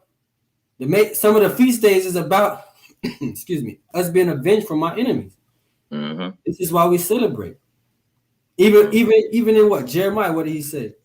You're not gonna say that's the Most High God that saved us out of Egypt, but he who saved us out of the north. Happy shall he be when he dashed the baby again. They didn't say sad; they said happy. That day is gonna be glorious, man. We'll deliver up out of here. You know, in the blood is up to the horse's bridle, man. You know, Yahweh shall come back and his garment like he was pressing the wine, man, the wine press. That's going to be a grapes. Beautiful day. Right? You got a precept? Out of one. Oh, let me get it real quick. Bring it up. Make sure that's right. Well, that's going to be a beautiful day, man. And we might have to get that in Esdras, man. We might have to get that in Esdras, how that day going to be. We might have to get that. Looking for it. The precept I had was Luke 1:71. That we should be saved from our enemies and from the hand of all that hate us, to perform the mercy promised to our fathers and to remember his holy covenant. So you got, what did it just say in verse 72? To perform the mercy promised to our fathers and to remember his holy covenant. What was that mercy that was promised to our fathers? In verse 71, it says that we should be saved from our enemies. So like he just brought out, this high holy day is about us being saved from our enemies. What is the salvation about right now while we in captivity? Being saved from our enemies. Exactly. You see what I'm saying? So it's not a salvation ain't got nothing to do with what we thought it was, you know, holding hands with the man going upside our head. That's not salvation. Salvation is getting saved from your enemies, and that's what this high holy day is about. Our enemies didn't stand a chance. We ran them up out of there. Hey, and that's what this walk is about. That's what the walk is about, being saved from your enemy. Being able to see this day. Give me 2nd Esdras 2:42.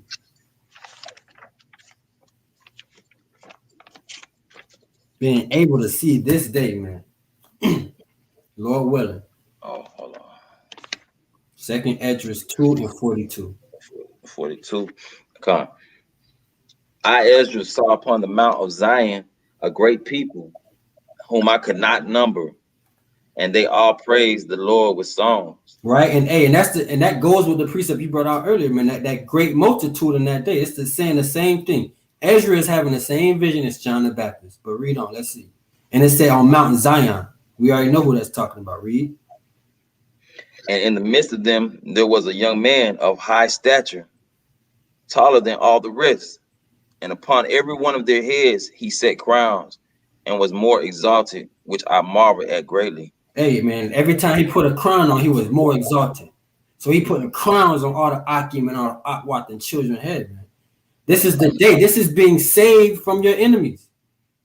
This is the day we are looking forward to. This is the day we want. There's no greater day than this, Lord willing, we make it to it. Keep going, Ak. So I asked the angel and said, Sir, what are these? Hey, and Ezra said, hey, what's going on here? What is this? Because, of course, Ezra like, I want to be a part of this. Of course. And let's see what the angel said. Read. He answered and said unto me, these be they that have put off the mortal clothing and put on the immortal. Hey, we have put on the immortal clothing. That's what we got to do, Israel. That's what we got to do. We got to take off this flesh, all this flesh, this weak flesh. Stop following after and put on that immortal clothing. And that's the war we in right now. That's the spiritual battle we facing every day, man. Put it on that mortal clothing. Read on that. And have confessed the name of God. Now are they crowned and received palms. Hey, and have confessed the name of Yahweh, man. And now we have received palms. Read. Then said I unto the angel, what young person is it that crowneth them and giveth them palms in their hands? So he answered and said unto me, it is the Son of Yahweh, whom they have confessed in the world. Hey, that's what we doing, man. And we're trying diligently, striving for truth unto death, confessing the name of Hamashiach, trying to put on them that immortal clothing every day, which means walking in the law, statutes, and commandments. Right? Read on. Verse 48. Then the angel said unto me, Go thy way and tell my people what manner of things and how great wonders of Yahweh thy God thou hast seen.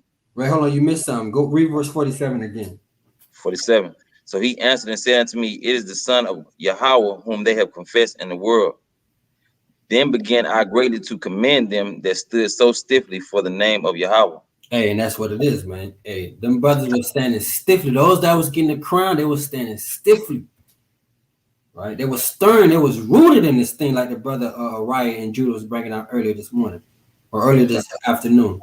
They was rooted in these scripts, in the word, in the faith, man. Same thing like Simon, same thing like the Maccabees brothers, same thing like Paul and them, same thing like some of the brothers, your favorite teachers, same thing like you, man. We gotta be rooted in this thing, confessing the name of Hamashiach, and putting off the mortal clothes and putting on that immortal. Each and every day. Right? Like him. Go ahead. Deuteronomy 28 and 58. If thou wilt not observe to do all the words of this law that are written in this book, that thou mayest fear this glorious and fearful name, Yahweh thy God. So if you was wondering or was unsure about what name it's talking about right here, it's telling you clear as day right here in verse 58, the glorious and fearful name, Yahweh thy God. That's right. There's no doubt about it. Mm-hmm. He's telling you what it is right there. That's the name that's being confessed. That's right. You can't get away from it. All right, let's go back to First Maccabees 13. We're about to finish it out. Read verse 50. Read 51 and 52 all the way through smooth. First Maccabees 13 and 51. And entered into it the 23rd day of the second month, and the 171st year, with thanksgiving and branches of palm trees, and with harps and cymbals, and with viols and hymns and songs, because there was destroyed a great enemy out of Israel. He ordained also that that day should be kept every year with gladness. Moreover, the hill of the temple that was by the tower he made stronger than it was, and there he dwelt himself with his company. Hey, right, and that's what we're doing tonight, man. So brothers, some brothers in Atlanta, they gathering together. I'm gonna gather together with my family at the crib. Brothers, y'all should gather together. Even Hamashiach said, "Well, 2 or 3 are gathered together in my name, I am there." Right. So all these feast days, all these memorials, man, we gotta come together. We gotta take these things more serious, because they ordained it and they kept it every year with gladness. They said they kept it every year with gladness. So us coming back to the law, statutes, and commandments, us coming back to our heritage, we got to start keeping these things in gladness, with gladness, every year. The feast days, the new moons, the day of Simon, Purim, these feast days, these memorials, they shouldn't be a burden unto you. Everybody want to get the fly garment for Passover. Everybody love tabernacles, feast of dedication, right? Brothers be dreading dang Day of Atonement. You don't want to fast that day. Right? You got to take every feast day serious. You got to go into every feast day with gladness, every single year. Because what does that mean? Akim, Akwat. That means we getting one step closer. That means you had another opportunity to be better for Yahweh Shah. So we got to start taking these things serious. We got to start keeping them in gladness. We got the new moon coming up. I think it's May 11th at even. We got to keep that with gladness. You should be trying to congregate. Every other holiday, Memorial Day, 4th of July, you was coming together, congregating, figuring it out. Even if it was just 10-5 of y'all. Mm-hmm. Hey, Malachi said he about to head to the crib now. Come on, take that drive, all right? Take that drive. I'll see you tomorrow. You'll get here tomorrow, all right? Fact. Facts. We'll get on that grill if you come. Go ahead, Yeah, I was gonna say, like you said, when we was in the world, We kept all them folly days. No problem. You know, did nobody have to ask us to keep Christmas and our birthdays and Easter? It just don't make sense. Did nobody have to beg us to do that?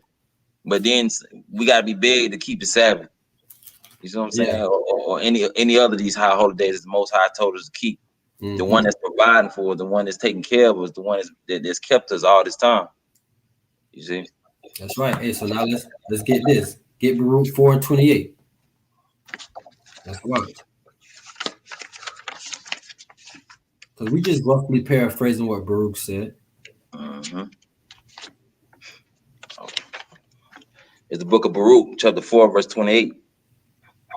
For as it was your mind to go astray from God. Hey, and that's all the time who was not in the truth. It was our mind who was all gone off, who was astray in all type of madness. No telling what brothers and sisters was doing.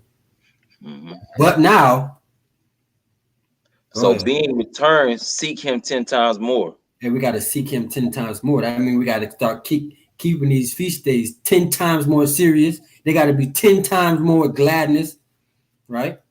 All of that, man. We got to be seeking Yahweh while Yahweh shot 10 times more. These commandments, the heritage, the unity, the love. Going to camp, you got to love all of that, man. You got to love all of that, right?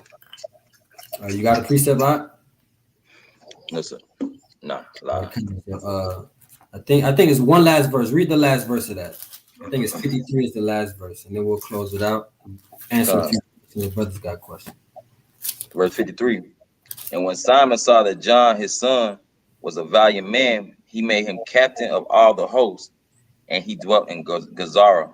Yeah, and he saw his son, and he understood that his son was a valiant man, you know, a great man, a man of honor, a man to be feared, and he set him up as the leader of the captain of hosts, man. So that's how it ends. So all praises to the Most High, man. That's the day of Simeon, man. Let's get the Most High another round of applause, man. That's the day of Simeon. All praises to the Most High. That's the account, man. So everybody that's on the live, y'all should be familiar with that. You should know how to teach this. Next day of Simeon, you should want to teach. Next new moon, you should want to teach. You know, and next new moon, y'all should be trying to figure out, where am I gathered? Where is Israel gonna be? That should be your thought for the new moon. Where is Israel gonna be? Where we at? Because that's what you're saying in the world. Hey, where it's at? You gotta say that now. Hey, SOT, where the new moon at? Whatever camp you deal with or you enjoy to be around, man. Like how we be in the world, where everybody gonna be at? Exactly. Where I need to come to? Who all gonna be there? What I need to bring? Exactly. You know, we hollering all that stuff in the world. You know what I'm saying? Doing wickedness. Matter of fact, I got a precept. Go ahead. Jeremiah 4:22.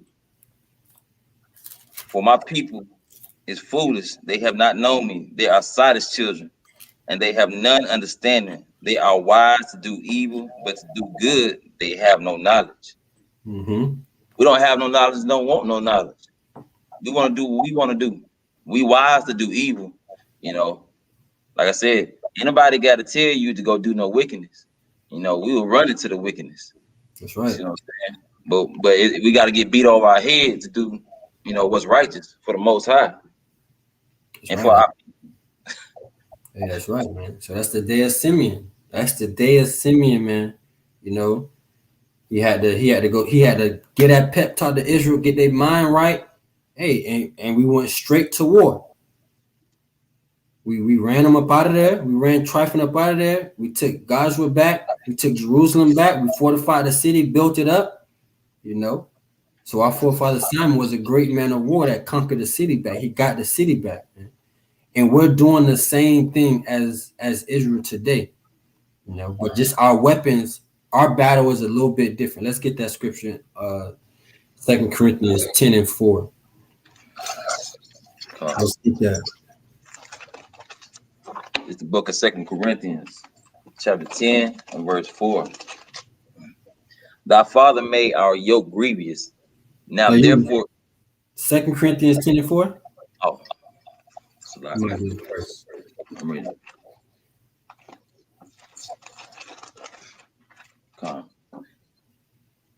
For the weapons of our warfare are not carnal, but mighty through God to the pulling down of strongholds. Hey, and that's what we doing, man. Our weapons are not the weapons of our warfare now are not carnal.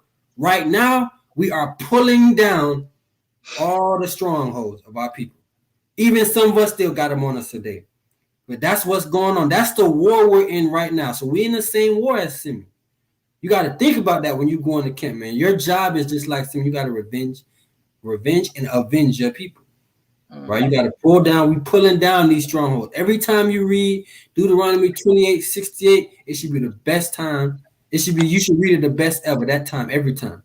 Every time you teach it, every time you teach in general should be your best.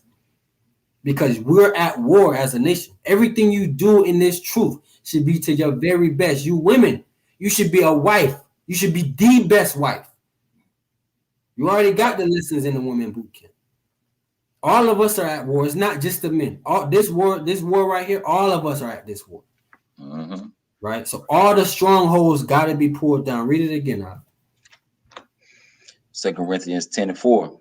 For the weapons of our warfare are not carnal, but mighty through God to the pulling down of strongholds. Read. Casting down imaginations and every high thing that exalted itself against the knowledge of God. Hey, and that's what we doing, man. Hey, we go out there and we say Esau is the devil, the white man is the devil that the Bible speaks of. We can no longer fall after that custom. We can no longer keep Christmas. We can no longer follow and abide by these gay rights and these movements.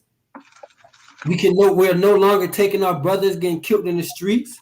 This is what we're doing. Everything that's against God, this is what we do at camp. We go and fight against that. We're at spiritual war right now, just like Simeon. Right? Or Simon. Read on out. Let's see. Casting down the imaginations on every high thing that exalted itself against the knowledge of God, and bringing into captivity every thought to the obedience of the Hamashiach. Right? And we're trying to bring everybody in subjection and obedience into Hamashiach. Everybody got to get it. Everybody going to have to bow one day. So why not now? Why not now? Right? We're trying to bring every thought in the subjection of Hamashiach. Guess what? These blacks, Latinos, Native Americans that you took into slavery, we are the Most High's chosen people, according to Deuteronomy 28 and other precepts and verses.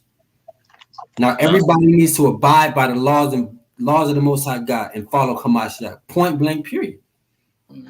That's, if y'all really look at it, that's what we're trying to establish on earth. All this wickedness y'all doing, y'all gotta stop that. Throw it away. Don't do it no more. Or when Hamashiach come back, hey, Ezekiel 25:14, man, we're gonna run through y'all. Joel chapter 2, man, we're gonna be like mighty men running through the horse, man. You got a precept? I'll get Hebrews chapter 10. Hebrews chapter 10 and verse 14. No, verse 10. I'm gonna go to verse 10. By the which we are sanctified through the offering of the body of Yahushua Hamashiach once and for all. See, that's how we get our sanctification. We follow his steps. We do as he said to do. You see what I'm saying? As these scriptures teach us to do. And then by his blood, by his sacrifice. Now we always like we was taught that we living in the New Testament, not the Old Testament. You know, but they not acknowledging the steps or the commandments that he told us to live by. How do we know how to love our brother as ourselves? But by keeping these commandments. And these high holy days are part of the commandments.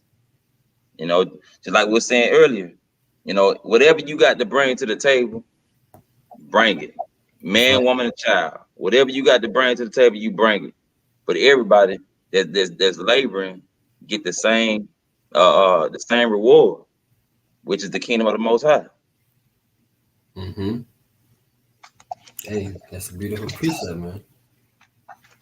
So with that, that's the day of Simeon, or Simon, right? You know, we're keeping it tonight. We're keeping it tonight, starting now at the evening, you know, until tomorrow evening. Now, this is a memorial, so it's not necessarily like a Sabbath, but it's a memorial. So tomorrow, think upon these things, man. Go into your Bible and read the account again. Read the next chapter because it continues. Read about the Maccabees. Like the brother Neftali always say, man, read the book. Read those scriptures. And Hamashiach said, blessed are they who read. So we got to get back to reading these scriptures. Take it more serious. Seek the Most High 10 times more.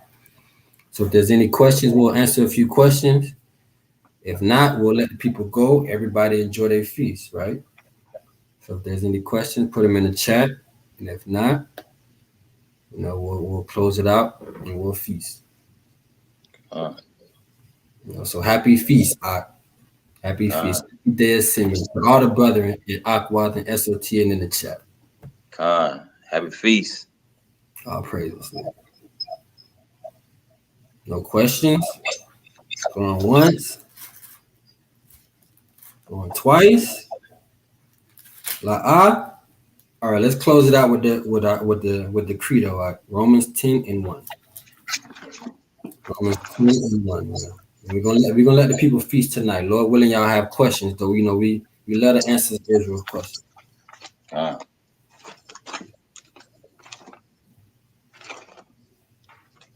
The book of Romans, chapter 10 and verse 1. Bring it out.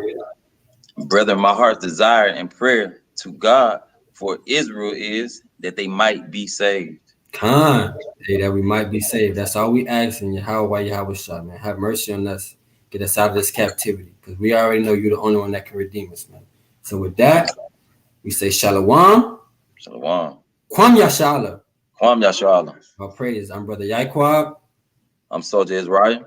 Shalom Yashala. Happy feast, happy day, assignment. Shalom. Shalom.